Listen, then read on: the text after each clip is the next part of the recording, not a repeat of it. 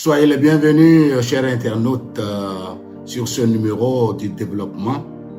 Nous bénissons encore le nom de notre Dieu qui nous a accordé encore un moment d'échange, de partage.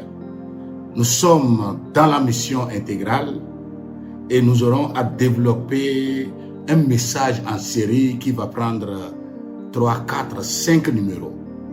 Et nous allons commencer aujourd'hui. Nous sommes dans la mission intégrale. Nous avons plusieurs textes par rapport à cette mission intégrale, mais le temps matériel ne nous permet pas de lire tous les textes en même temps, mais chaque fois que nous allons revenir sur un numéro, nous aurons à lire un texte. Pour ce numéro, allons dans Deutéronome, le chapitre 15, Deutéronome 15, versets 6 à 18. La parole de Dieu déclare, Deutéronome chapitre 15, versets 6 à 18, « L'Éternel ton Dieu te bénira comme il te l'a dit. Tu prêteras à beaucoup de nations et tu n'emprunteras point. Tu domineras sur beaucoup de nations et elles ne domineront point sur toi. S'il y a chez toi quelques indigents d'entre tes frères, dans l'une de tes portes, au pays que l'Éternel ton Dieu te donne, tu n'endurciras point ton cœur et tu ne fermeras point ta main devant ton frère indigent, mais tu lui ouvriras ta main et tu lui prêteras de quoi pourvoir à ses besoins. Garde-toi d'être assez méchant pour dire en ton cœur, la 7e année, l'année du relâche, approche. Garde-toi d'avoir un œil sans pitié pour ton frère indigent et de lui faire un refus. Il criera à l'Éternel contre toi et tu te chargeras d'un péché. Donne-lui et que ton cœur ne lui donne point à regret. Car à cause de cela, l'Éternel ton Dieu te bénira. Notez bien, à cause de cela, l'Éternel ton Dieu te bénira dans tous tes travaux et dans toutes tes entreprises. Il y aura toujours des indigents dans le pays. C'est pourquoi je te donne ce commandement. Tu ouvriras ta main à ton frère, au pauvre, à l'indigent dans ton pays. Si l'un de tes frères hébreux, homme ou femme, se vend à toi, il te servira 6 années. Mais la 7e année, tu le renverras libre chez lui. Et lorsque tu le renverras libre chez lui, tu ne le renverras point à vide. Tu lui feras des présents de ton menu bétail, de ton air, de ton pressoir, de ce que tu auras par la bénédiction de l'Éternel, ton Dieu. Tu te souviendras que tu as été esclave au pays d'Égypte et que l'Éternel, ton Dieu, t'a racheté. C'est pourquoi je te donne aujourd'hui ce commandement. Si ton esclave te dit, je ne veux pas sortir de chez toi parce qu'il t'aime, toi et ta maison, et qu'il se trouve bien chez toi, alors tu prendras un poinceau et tu lui perceras l'oreille contre la porte et il sera pour toujours ton esclave. Tu feras de même pour la servante. Amen. À travers ce texte et bien d'autres, nous aimerions comprendre par la mission intégrale que Dieu se soucie toujours des pauvres. À travers plusieurs saintes écritures, comme nous venons de le dire, plusieurs passages révèlent que le culte auquel Dieu prend plaisir est de se soucier des cas sociaux. Ésaïe 58, versets 6 à 12, le mentionne très bien voici le culte auquel je prends plaisir. Renvoie libre les opprimés et donne ton pain à celui qui a faim. Des recommandations strictes ont été données par Dieu. Ceci n'est pas seulement pour l'adorateur de l'Ancien Testament, mais pour celui du Nouveau Testament. Ces recommandations sont encore très strictes, car le Saint-Esprit fait de l'Église et du chrétien du Nouveau Testament un fils de Dieu et un missionnaire dans le monde. Dans l'Ancien Testament, nous étions que des serviteurs de Dieu. Les adorateurs de l'Ancien Testament n'étaient que des serviteurs. L'Esprit Saint reposait sur eux pour un temps, pour œuvrer de la part de Dieu.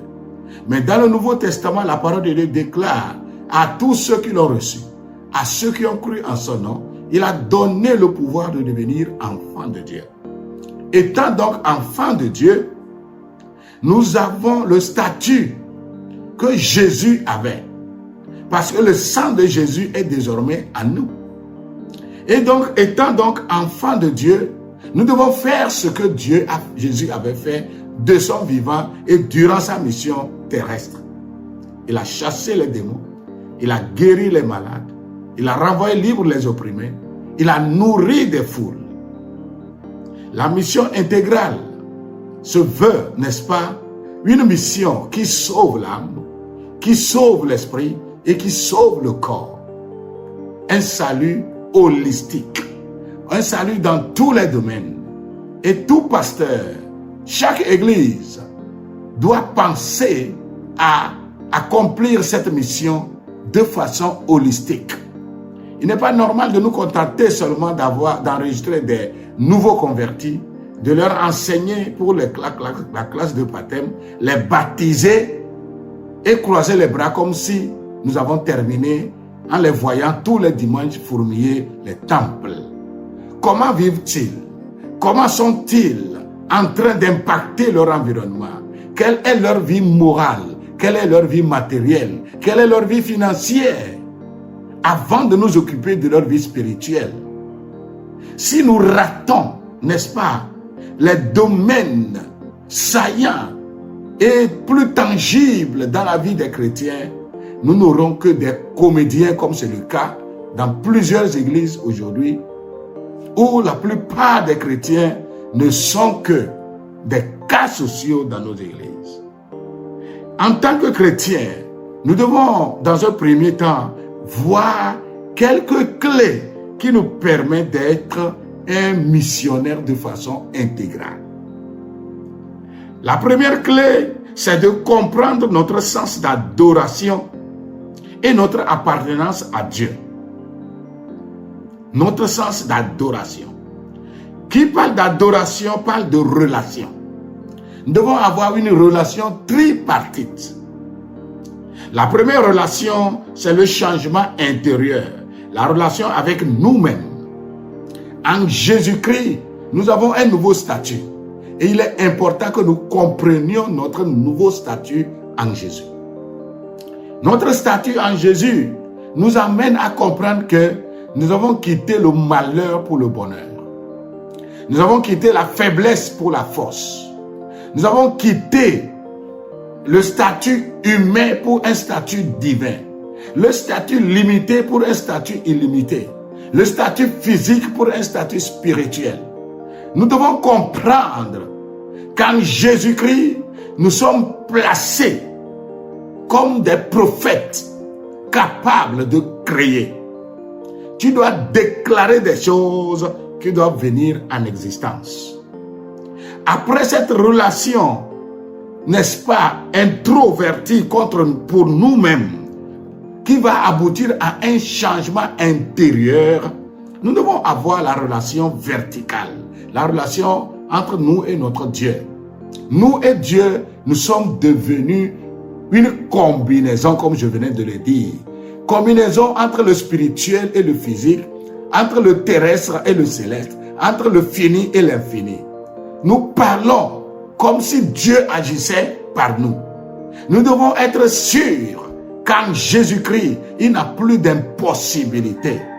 Qu'en Jésus-Christ, Il n'a plus, n'est-ce pas, cette lâcheté de dire que je ne peux plus. En Jésus, nous sommes le produit de combinaison, l'ambassadeur de Christ sur la terre et Dieu travaille par nous. La troisième relation, c'est avec notre semblable et c'est ce que nous venons de lire.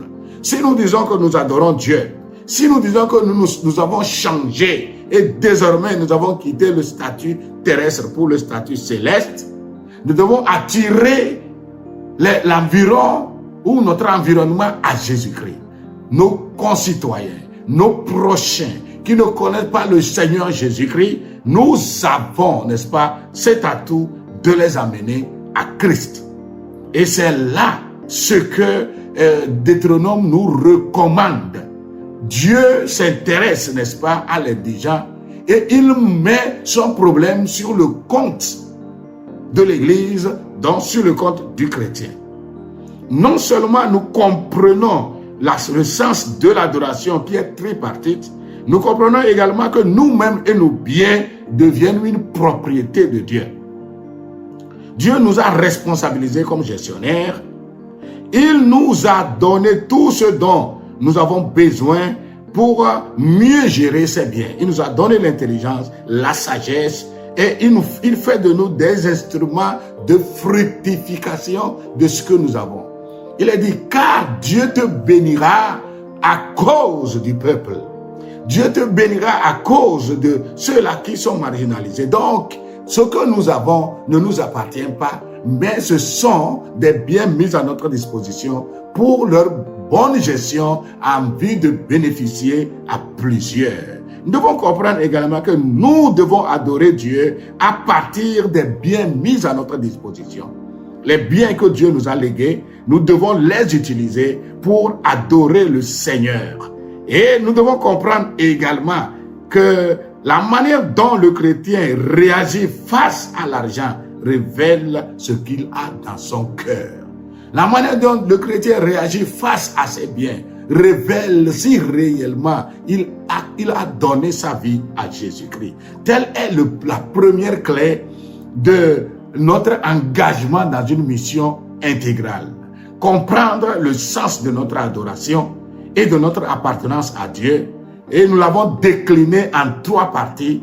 Une adoration tripartite ou une relation tripartite envers nous-mêmes, envers Dieu et envers notre prochain. Nous devons comprendre également que dans notre adoration, notre appartenance à Dieu, ce n'est pas nous seuls qui appartenons à Dieu, mais aussi nos biens sont une propriété de Dieu. Et que nous devons savoir que nous ne sommes que des intendants des biens que Dieu a mis à notre disposition. Nous devons les gérer comme si c'était une propriété exclusive de Dieu. Dieu vous bénisse. J'aimerais prier pour quelqu'un qui m'a écouté et je vous invite pour le prochain numéro afin d'avoir la deuxième clé. Seigneur, bénis ta servante, bénis ton serviteur, bénis les chers internautes qui nous écoutent et permets que ce message leur fasse du bien. Que ton nom soit loué, que ton nom soit glorifié au nom de Jésus. Amen. Vous pouvez nous appeler, vous pouvez continuer à vous abonner et à inviter les autres à s'abonner. Dieu vous bénisse. Shalom.